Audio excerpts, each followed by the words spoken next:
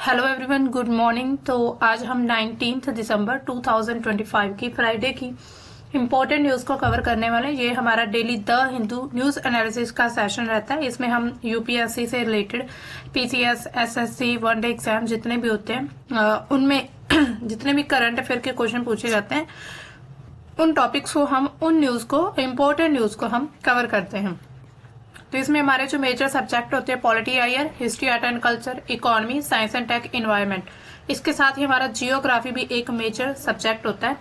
तो चलिए शुरू करते हैं हमारा आज का ये सेशन। लेकिन इससे पहले हमने कल आपको दिया था question of the day. The center has introduced a bill in the Lok Sabha to incentive private sector participation in nuclear power production। यानी कि न्यूक्लियर पावर प्रोडक्शन में अब जो प्राइवेट सेक्टर जो है वो पार्टिसिपेट कर सकता है। तो इसके लिए कौन सा बिल जो है लोकसभा में पारित किया गया था? तो A option is correct, Shanti bill. तो अभी इसको पास कर दिया गया है शांति बिल को लोकसभा से। अब हमारी आज की फर्स्ट न्यूज, हमारी आज की पहली न्यूज क्या आ रही है? India signs pact with Oman for duty free exports will also labour mobility. यानी कि प्रधानमंत्री मोदी की जो अभी मतलब बातचीत हुई है उनके बीच मतलब भारत ने जो ओमान के साथ समझौता किया है। अभी जो पीएम मोदी जो वो ओमान गए हैं, वहां के हेड से मिले हैं, सुल्तान से। तो उनके बीच बातचीत हुई। इससे क्या है, शुल्क मुक्त निर्यात के लिए समझौता किया गया। तो इससे क्या होगा, जो मोबिलिटी लेबर मोबिलिटी है यानी कि श्रम गतिशीलता, वो भी संभव यानी कि पॉसिबल हो सकती है। तो भारत और ओमान के बीच जो शुल्क मुक्त निर्यात और श्रम गतिशीलता को बढ़ावा देने के लिए यह समझौता तय किया गया है। समझौते की मुख्य बातें क्या क्या रही हैं यहाँ पर? तो शुल्क मुक्त निर्यात रहेगा, यानी कि ड्यूटी फ्री जो होगा वो ट्रेड किया जाएगा। भारत के कई उत्पाद जिसमें जो है कृषि उत्पाद है, इसके बाद इंजीनियरिंग का सामान है, वस्त्र है, इसके साथ ही फार्मा, रत्न आभूषण, और जो ओमान में बिना या फिर बहुत कम शुल्क के प्रवेश कर सकते हैं। श्रम गतिशीलता इसमें क्या है, भारतीय पेशेवर और जो इसमें कुशल अर्धकुशल श्रमिकों के लिए ओमान में काम करना जो है वो आसान हो जाएगा। इसके अलावा वीजा मान्यता, इसके साथ ही भर्ती प्रक्रिया जो है वो सरल रहेगी। इसके अलावा सेवाओं का भी कुछ यहाँ पर बातचीत की गई है, सेवाओं का भी विस्तार हुआ है। तो इसमें जो आईटी सेक्टर है, आईटी, इसके साथ ही हेल्थ का सेक्टर है, शिक्षा, निर्माण, इसके साथ लॉजिस्टिक्स जैसे जितने भी क्षेत्र है उन सभी में जो सहयोग दिया जाएगा एक दूसरे को। निवेश को बढ़ावा, ओमान की जो कंपनियां हैं वो अब जो है भारत में इन्वेस्ट कर सकेंगी। भारतीय कंपनियां जो है वो ओमान में इन्वेस्ट करेंगी। तो इससे क्या होगा, इन्वेस्टमेंट बढ़ेगा। भारत के लिए इस चीज का क्या फायदा होने वाला है? तो भारत जो है निर्यात प्रतिस्पर्धा जो है वो लगातार बढ़ेगी। यानी कि भारत अपने प्रोडक्ट्स को या फिर अपने सामान को, अपने जो भी यहाँ के उत्पाद है उनको निर्यात कर पाएगा ओमान में। इसके अलावा व्यापार घाटा कम करने में मदद होगी। रोजगार के अवसर जो है वो बढ़ेंगे, खासकर खाड़ी क्षेत्र में काम करने वाले जो भारतीय हैं, यानी कि जो भारतीय जो है खाड़ी क्षेत्र में काम करते हैं उनके लगातार जो है काम करने वाले अवसर है वो बढ़ जाएंगे भारतीयों के लिए। पश्चिम एशिया में जो भारत की रणनीतिक और आर्थिक पकड़ जो है वो मजबूत होगी। ठीक है, पश्चिम एशिया की यहाँ पर बात हो रही है, तो उसमें जो पकड़ मजबूत होगी। इसके अलावा ओमान के लिए क्या क्या लाभ होने वाले भारत के साथ समझौता करने के? गुणवत्तापूर्ण भारतीय उत्पाद सेवाएं उनको जो है वो सस्ती दी जाएंगी। इसके साथ ही कुशल मानव संसाधन की जो उपलब्धता, उससे अर्थव्यवस्था को और ज्यादा गति मिलेगी। यानी कि जो मानव संसाधन है वहां पर जो लेबर है भारत की जो वो दी जाएगी। यानी कि अगर यहाँ पर भी कोई ओमान की कंपनी अगर एस्टेब्लिश होती है तो उसमें जो लेबर है वो सस्ती रहेगी, जिससे क्या होगा, उनका जो एक तरह से उनको फायदा, प्रॉफिट बढ़ेगा। इसी तरह ये इसका महत्व क्यों है इतना बड़ा, इसका व्यापक महत्व समझे तो भारत की जो खाड़ी प्रथम है यानी कि खाड़ी देशों की तरफ बढ़ना, या फिर खाड़ी प्रथम की नीति और मेक इन इंडिया जिसमें आत्मनिर्भर भारत लक्ष्यों के बिल्कुल अनुरूप है, यानी कि इनके पैरेलल है, जिससे क्षेत्रीय स्थिरता, आपूर्ति श्रृंखला, लोगों के बीच जो संपर्क है, यानी कि लोगों के बीच जो संपर्क होगा तो उसको मजबूती मिलेगी। तो इसी तरह ये मतलब कि काफी ज्यादा इम्पोर्टेंट है ये समझौता जो भारत और ओमान का हुआ है। अब चलते हैं नेक्स्ट न्यूज की तरफ। नेक्स्ट न्यूज क्या, India and the Netherlands agree to expand security defence cooperation. Bharat और नीदरलैंड ने सुरक्षा और रक्षा सहयोग बढ़ाने पर सहमत हो चुके हैं। भारत और नीदरलैंड्स की बात करें तो रक्षा सहयोग बढ़ाने के लिए सहमत है। ये जो सहमति है हाल ही की जो द्विपक्षीय वार्ताएं हुई हैं उनके दौरान हुआ, जिसका उद्देश्य क्या है, इंडो पैसिफिक ओशियन में उसके साथ जितने भी वैश्विक सुरक्षा चुनौतियां हैं उनसे निपटना है। इसमें मुख्य बिंदु क्या है इन मतलब कि अगर हम समझे इस पूरी न्यूज के, तो इसमें जो रक्षा सहयोग है उसका विस्तार किया जाएगा, यानी कि डिफेंस सेक्टर में एक दूसरे को सहयोग दिया जाएगा।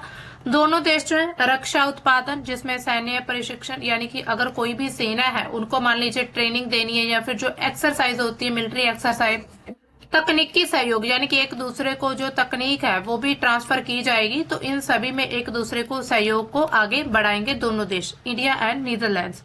इसके अलावा समुद्री सुरक्षा पर भी जोर दिया जा रहा है।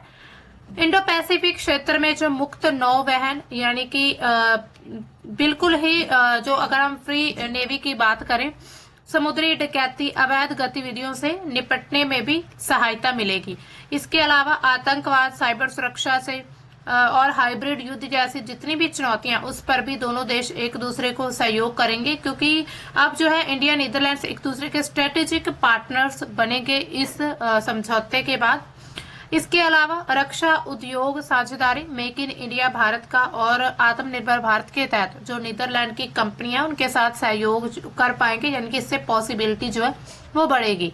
इसी तरह दोनों साइड एग्री है to explore new avenues of the cooperation through the development of the defense industrial roadmaps, focusing on technology collaboration, co-production and co-development of defense platforms and equipment for mutual benefits। यानी कि दोनों देश यानी कि दोनों side से इस चीज के लेकर एग्री है। अब इसका महत्व क्या है, भारत के लिए क्या महत्व रहने वाला है, तो भारत के लिए महत्व क्या है, एक तो उन्नत रक्षा तकनीक होगी, भारत की रक्षा तकनीक उन्नत होगी, यूरोपीय साझेदारी का लाभ बढ़ेगा, समुद्री सुरक्षा और जो पूरे विश्व की रणनीति की स्थिति है वो मजबूत हो जाएगी। इसके अलावा नीदरलैंड के लिए क्या फायदा रहेगा, एशिया में विश्वसनीय रणनीतिक साझेदार बन पाएगा नीदरलैंड जो है। इसके अलावा रक्षा उद्योग और जो व्यापार के नए मौके हैं वो भी तलाश किए जाएंगे। अब देखिए ये जो समझौता होगा भारत और नीदरलैंड संबंधों को सिर्फ व्यापार तक नहीं सीमित रखेगा, बल्कि उन्हें रणनीतिक रक्षा साझेदारी के लिए भी आगे तक लेकर जाएगा, जिससे क्या होगा, क्षेत्रीय और वैश्विक स्थिरता अहम है, यानी कि वो चीज बढ़ेगी। अब चलते हैं हमारे एडिटोरियल की तरफ। तो हमारा एडिटोरियल क्या कहता है, अ बोल्ड स्टेप अमिट N ambitious nuclear energy target, यानी कि यहाँ पर अगर हम बात करें तो परमाणु ऊर्जा का जो महत्वाकांक्षी लक्ष्य है उसके बीच एक साहसिक कदम की बात की जा रही है। यहाँ पर ये जो एडिटोरियल है ये आरबी ग्रोवर के द्वारा लिखे गए, जो कि एटॉमिक एनर्जी कमीशन के मेंबर हैं। तो ये सबसे करते ह्यूमन डेवलपमेंट को relates with energy consumption in a seminal paper published in Scientific American in 1971. Earl Cook traced the growth in per capita energy consumption through stages from primitive to technological man, यानी कि मनुष्य के विकास का संबंध जो है वो ऊर्जा खपत से रिलेट करता है। 1971 में साइंटिफिक अमेरिकन में जो एक महत्वपूर्ण शोध पत्र पब्लिश किया गया था साइंटिफिक अमेरिकन में 1971 में, तो उसमें अर्ल कुक ने आदिम मानव से लेकर तकनीकी मानव तक की जो प्रति व्यक्ति ऊर्जा खपत में जो वृद्धि हुई है उसका अलग अलग चरणों का यहाँ पर पूरा एक तरह से विश्लेषण दिया है। आदिम मानव को केवल भोजन के लिए ऊर्जा की जरूरत थी, घर और व्यापार के लिए ऊर्जा की आवश्यकता जो है शिकार में जुड़ गई थी, यानी कि शिकार करने में जो उन्हें ऊर्जा की जरूरत थी। तो ये आदि मानव की बात की जा रही है यहाँ पर। जब मनुष्य ने कृषि करनी शुरू की तो उनकी जो ऊर्जा की आवश्यकता उद्योग, कृषि, परिवहन उन सभी से उत्पन्न होनी शुरू हो गई थी। इसी से औद्योगिक और जो तकनीकी चरण लगातार यानी कि टेक्नोलॉजी बढ़ती गई, उद्योग बढ़ते गए, उसी दौरान भोजन, घर, व्यापार, कृषि, परिवहन के लिए जो ऊर्जा थी वो एक आवश्यक जरूरत बनती जा रही थी। इसके अलावा आज के समय में प्रेजेंट इरा की बात करें तो डिजिटल टेक्नोलॉजीज को बिलोंग करता है and digitalization of economy demands additional energy, यानी कि जो डिजिटलीकरण के लिए अतिरिक्त एडिशनल एनर्जी की जरूरत है। इसके अलावा ग्रोथ रेट एंड जनरेशन की बात करें तो जो मानव विकास सूचकांक है human development index is a fair representation of human development, यानी कि एक तरह से ये फेयर होता है, सटीक प्रतिनिधित्व करता है। इसमें जो प्रति व्यक्ति आमदन कितनी है, उनकी शिक्षा कैसी है, स्वास्थ्य जैसे 3 महत्वपूर्ण जो सूचक है इंडिकेटर्स उनके द्वारा पता किया जाता है। इसके अलावा एचडीआई और जो प्रति व्यक्ति ऊर्जा खपत होगी उसके बीच जो आपस में संबंध है उसकी बातचीत, यानी कि उसकी यहाँ पर उपयोग किया जाता है किसी विशिष्ट लक्ष्य तक पहुंचने के लिए आवश्यक ऊर्जा के स्तर का निर्धारण किया जा सकता है। थोड़ा जोले बोलो। As a member of G20 grouping, India rubs shoulders with countries that have an HDI above 0.9, यानी कि G20 समूह के जो सदस्य के रूप में भारत उन ऊर्जा के साथ खड़ा हुआ है जिनका HDI क्या है 0.9% से ऊपर है। यहाँ पर भारत की बात हो रही है। अगर कुछ अंदाज भी लगाए तो 0.9 तक पहुंचने के लिए ऊर्जा की जो एफिशिएंसी है, अंतिम उपयोग के जो विद्युतीकरण है उसमें सुधार को ध्यान में रखते हुए भारत को लगातार हर साल 24,000 टेरावाट घंटे जो है ऊर्जा उत्पन्न करने की जरूरत है, अगर मान लो 0.9% तक पहुंचना है तो। इसके साथ ही यहाँ पर हाइड्रोजन की जो आवश्यकता है वो स्टील उर्वरक, प्लास्टिक जैसे जितने भी यानी कि मुक्त प्लास्टिक जैसे मुक्त करने के लिए, यानी कि प्लास्टिक को इस चीज से बाहर करने के लिए ग्रीन हाइड्रोजन की आवश्यकता है।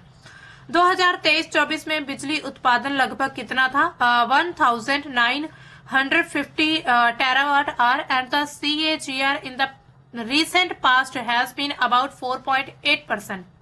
Maintaining a growth rate about this level, it would be possible to generate 24,000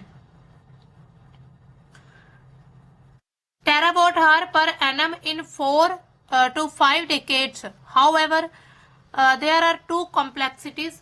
यानी कि यहाँ पर अगर विकास दर बनाकर रखनी है तो 24,000 उत्पादन करना संभव होगा, लेकिन यहाँ पर क्या है दो इसमें फिर भी जटिलताएं, यानी कि दो इसमें फिर भी कॉम्प्लेक्सिबिलिटीज हैं। पहली क्या है, भारत को अपने ऊर्जा मिश्रण को कार्बन मुक्त करना होगा, यानी कि डीकार्बोनाइज होनी चाहिए एनर्जी मिक्स। इसके अलावा ताकि जो बिजली उत्पादन में वृद्धि के साथ साथ अंतिम उपयोग के लिए भी विद्युतीकरण और ऊर्जा मिश्रण का जो पुनर्गठन करना है, यानी कि रीडिजाइन किया जाएगा मिक्स एनर्जी के लिए, वो भी जरूरी है। इसी तरह प्रेजेंट में अगर हम देखें share of electricity in the FEC में, यानी कि राष्ट्रीय ऊर्जा क्षेत्र में बिजली की हिस्सेदारी लगभग अगर हम आज के समय पर देखें तो 22% है एंड मस्ट राइज सिग्निफिकेंटली, और इसमें उल्लेखनीय यानी कि जरूर इसमें वृद्धि होनी चाहिए। ठीक है, वर्तमान ऊर्जा मिश्रण जीवाश्म ईंधन पर ज्यादा निर्भर है। इससे क्या होगा, कार्बन उत्सर्जन ना करने वाली जो ऊर्जा स्रोत है उनको एक तरह से इसमें रिप्लेस कर दिया जाना चाहिए। इसके अलावा that implies that India has to generate more using hydro, nuclear, solar and wind power. तो इसका अर्थ क्या है कि भारत को जल विद्युत ऊर्जा इसके अलावा परमाणु, सौर, पवन ऊर्जा का उपयोग करके अधिक बिजली का उत्पादन करना होगा। इसके अलावा द डीकार्बोनाइज्ड एनर्जी मिक्स क्या होती है, तो भारत में जो जल विद्युत यानी कि हाइड्रो एनर्जी, हाइड्रो पावर या फिर विंड जो पोटेंशियल एनर्जी है उसकी क्षमता सीमित है भारत में। भारत एक बहुत बड़ी घनी आबादी वाला देश है जिसके कारण यहाँ पर सौर फोटोवोल्टिक संयंत्रों के लिए बहुत बड़ी भूमि की उपयोगिता रहती है, यानी कि जरूरत जो है वो संभव नहीं हो पाता। यानी कि अगर आपने सोलर एनर्जी करी उसके लिए आपको बहुत ज्यादा जमीन की जरूरत है और इतनी भारत में संभव नहीं है। लेकिन क्षमता 0.9 से अधिक HDI प्राप्त करने के लिए आवश्यक ऊर्जा स्तर जो है वो प्राप्त करने भी जरूरी है। जब तक ऐसा नहीं होता भारत को जीवाश्म ईंधन का जो दोहन है वो लगातार जारी रखना होगा, यानी कि एक्सप्लॉइटिंग फॉसिल फ्यूल्स। इसके अलावा दूसरी समस्या क्या है, solar and the wind are intermittent sources, यानी कि दूसरा क्या, सौर और पवन ऊर्जा जो है वो रुक रुक कर मिलने वाले ऊर्जा के स्रोत है, एकदम नहीं मिल सकते। फोटोवोल्टिक सेल या फिर पनचक्की के द्वारा जो बिजली उत्पादन किया जाता है वो परिवर्तनशील होता रहता है, इसलिए जो बिजली की आपूर्ति है, यानी कि अगर हम सप्लाई की बात करें, वो डिमांड के साथ मिलती है, यानी कि जितनी डिमांड होगी उतनी ज्यादा बिजली हम सप्लाई करनी पड़ेगी भारत को, ठीक है। इसके साथ रियलाइजिंग दिस इम्पेरेटिव, यानी कि इस अनिवार्यता को समझते हुए परमाणु ऊर्जा विभाग की जो इकाइयां, जो यूनिट्स है, department of atomic energy in cooperation with Indian industry have been working to harness nuclear energy in a manner so that the complete supply chain is indigenous, यानी कि इस जरूरत को समझते हुए परमाणु ऊर्जा विभाग की जो इकाइयां, उनको भारतीय उद्योग के साथ सहयोग करना होगा। परमाणु ऊर्जा का इस प्रकार यूज करने के लिए काम कर रही हैं ताकि संपूर्ण और ऊर्जा जो श्रृंखला है, पूरी चेन, वो स्वदेशी, यानी कि स्वदेशी इंडियन हो सके। इसके अलावा यहाँ पर और क्या बात की गई, यूरेनियम की बात की गई यहाँ पर, कि जो यूरेनियम है जिसका हमें आयात करना पड़ता है, जैसे कि भारत करता है, ठीक है, तो इसका इंपोर्ट करता है भारत, तो भारत के पास पर्याप्त, यानी कि सफिशिएंट नहीं है जितनी हमें नीड है एनर्जी के लिए। भारत ने ईंधन निर्माण, भारी जल उत्पादन और प्रेशराइज्ड हैवी वाटर रिएक्टर जो है यहाँ पर है, प्रोड्यूसिंग जो हैवी वाटर है, तो इसी तरह PHWRs जो है उनके निर्माण में आवश्यक, यानी कि जरूरत जितने भी उपकरण है उनके निर्माण के लिए प्रौद्योगिकी विकसित कर ली है। इसके अलावा nuclear power corporation of India limited ने विभिन्न रेटिंग के PHWR के डिजाइन में, संचालन में एक बहुत ही अच्छी प्रगति हासिल की है इसके डिजाइन में। तो अब अगर हम देखें, regulatory body was established in 1980s, 1980 के दशक में एक नियामक निकाय की स्थापना की गई थी जिसने परमाणु ऊर्जा संयंत्रों को विनिर्मित करने की क्षमता को विकसित किया है। इसी तरह भाभा परमाणु अनुसंधान केंद्र ने जो प्रयुक्त परमाणु ईंधन की पुनर्संसाधित करके फिर से जो सामग्री प्राप्त करना, परमाणु अपशिष्ट का प्रबंधन करना और प्रौद्योगिकी ऐसी विकसित की है। As a result of this efforts, nuclear power generation is a technology feasible, affordable and safe option for India. तो इसी तरह इन प्रयासों के परिणाम स्वरूप क्या हुआ, भारत के लिए परमाणु ऊर्जा उत्पादन एक तकनीकी रूप से व्यवहार्य, किफायती और सुरक्षा विकल्प है। इसके अलावा यहाँ पर शांति बिल की बात कही गई है जो अभी हाल ही में पारित किया गया। The success have emboldened the central government to set a target of 100 gigawatt of nuclear installed capacity by mid century, यानी कि मिड सेंचुरी तक 100 गीगावाट जो न्यूक्लियर कैपेसिटी इंस्टॉल की जाएगी। Both houses of parliament have passed the sustainable harnessing and the advancement of nuclear energy for transforming India, यानी कि शांति bill 2025। तो दोनों सदनों की तरफ ये पारित कर दिया गया।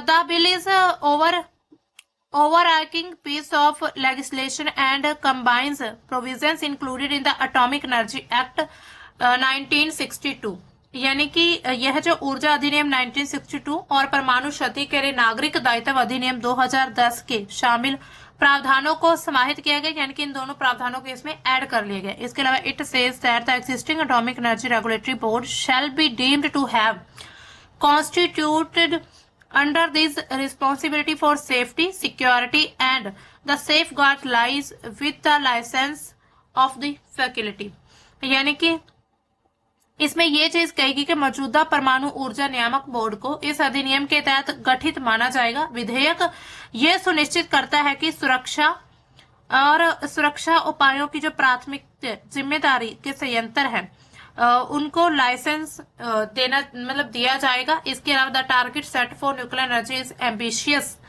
परमाणु ऊर्जा के लिए निर्धारित लक्ष्य जो है वो काफी ज्यादा महत्वाकांक्षी एम्बिशियस है।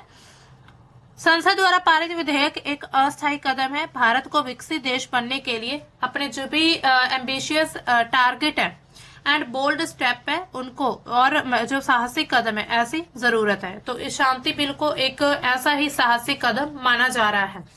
तो अभी आपको पता ही होगा जो शांति बिल है वो भारत का जो न्यूक्लियर सेक्टर था, यानी कि न्यूक्लियर का जो क्षेत्र था, न्यूक्लियर एनर्जी का, तो उसमें जो है अब प्राइवेट कंपनियां जो वो इन्वेस्ट कर सकती हैं, यानी कि प्राइवेट कंपनियां इसमें पार्टिसिपेट करेंगी। ठीक है, तो अब चलते हैं हमारी नेक्स्ट न्यूज की तरफ।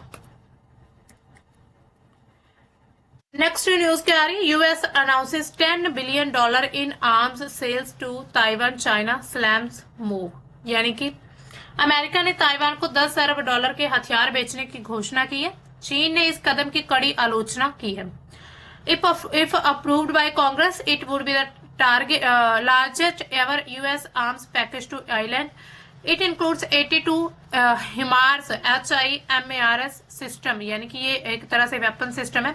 420 attack ATA CMS 260 self-propelled howitzers. China says U.S. decision would undermine its security and regional stability. तो चाइना ने इस चीज की आलोचना की है। अब पूरी न्यूज क्या है? तो अमेरिका ने ताइवान को हथियार बेचने की घोषणा कर दी, जिसमें मिसाइल सिस्टम, रडार, ड्रोन, गोला बारूद, रक्षा से जुड़ी जितनी भी तकनीक है वो सब शामिल की जाएगी। चीन ने इस कदम की आलोचना की और इसे अपनी संप्रभुता, क्षेत्रीय अखंडता के खिलाफ भी बताया है। ताइवान मुद्दा आखिर इतना संवेदनशील क्यों बना हुआ है? अगर हम समझे तो ताइवान जो है, चीन जो है वो ताइवान क्षेत्र को अपना एक अभिन्न हिस्सा मानता है। ताइवान खुद को एक स्वशासित लोकतांत्रिक इकाई के रूप में पेश करता है। अमेरिका आधिकारिक रूप से वन चाइना पॉलिसी मानता है, लेकिन ताइवान रिलेशंस एक्ट के तहत ताइवान को भी आत्मरक्षा के लिए, यानी कि सेल्फ डिफेंस के लिए उसको हथियार भी दे रहा है। अमेरिका का तर्क है ये जो हथियार है, हथियार की जो अभी बिक्री की जा रही है ये डिफेंसिव है, आक्रामक नहीं है। ताइवान की जो सुरक्षा, स्थिरता वो बनाए रखना जरूरी है। इंडो पैसिफिक क्षेत्र में चीन का जो लगातार सैन्य दबाव बढ़ता जा रहा है उसका संतुलन होना भी जरूरी है। इसके अलावा चीन की प्रतिक्रिया क्या है इसमें? तो इसे आंतरिक मामलों में हस्तक्षेप बताया जा रहा है, यानी कि ऐसा कहा जा रहा है कि जो आंतरिक मामले हैं उसमें जो है यूएसए जो है हस्तक्षेप कर रहा है। ऐसा कहा गया शांतिय जो भी शांति है क्षेत्र की उसको खतरा होगा। अमेरिका चीन संबंधों पर नकारात्मक असर की चेतावनी दी जा रही है। संभावित रूप से सैन्य अभ्यास या कूटनीतिक दबाव लगातार बढ़ सकता है। इसका महत्व क्या हो सकता है? ताइवान जलडमरू मध्य में तनाव बढ़ेगा अगर दिए जाते हैं, यूएस के द्वारा वेपन्स दिए जाते हैं, हथियार दिए जाते हैं, तो चाइना को ये चीज अच्छी नहीं लगी। चाइना को ये लगेगा कि यूएस उसके साथ युद्ध करना चाहता है। अमेरिका चीन संबंध और ज्यादा टकराव पूर्ण हो जाएंगे। इंडो पैसिफिक में जो शक्ति है वो संतुलन प्रभावित होगा। वैश्विक सप्लाई चेन जो है उस पर भी असर पड़ेगा। तो इसी तरह ये एक तरह से स्ट्रेटेजिक संदेश बताया जा रहा है। हथियारों का सौदा अमेरिका ताइवान के साथ खड़ा है और चीन इसे अपनी रेड लाइन के उल्लंघन के रूप में देखता है कि चीन इसमें इंटरफेयर कर रहा है। अब चलते हैं हमारी नेक्स्ट न्यूज की तरफ। नेक्स्ट न्यूज हमारी क्या आ रही है?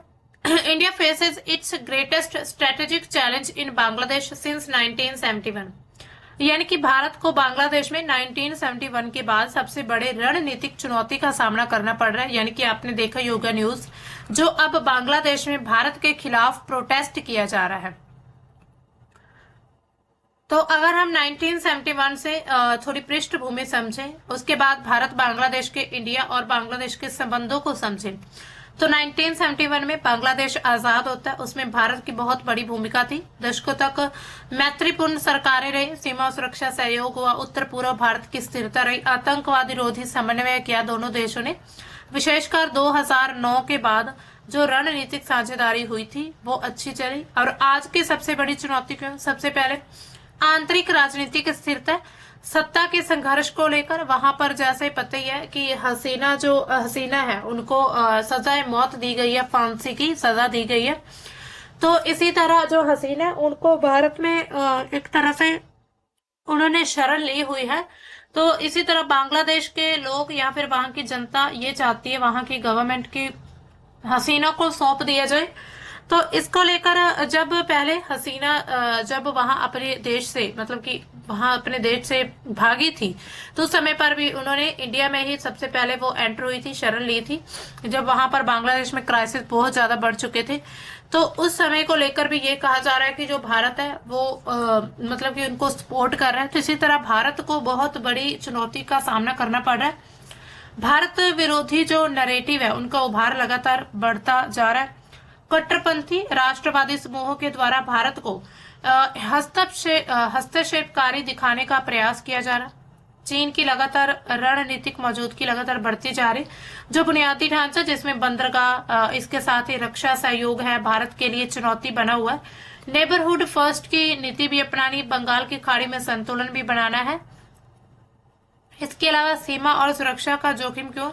अगर मान लीजिए शासन कमजोर हुआ तो अवैध घुसपैठ, तस्करी, कट्टरपंथी नेटवर्क जो है वो बढ़ सकते हैं। उत्तर पूर्व भारत पर डायरेक्ट प्रभाव पड़ेगा।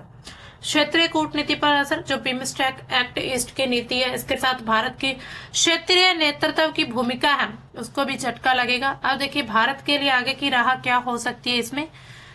तो किसी एक राजनीतिक गुट से नहीं बल्कि संस्था और जनता से संवाद करना होगा भारत को। इसके अलावा व्यापार, ऊर्जा, यानी कि हम ट्रेड की बात करें, एनर्जी की बात करें, कनेक्टिविटी की बात करें, भारत विरोध को कमजोर करने का सबसे प्रभावी तरीका है ये।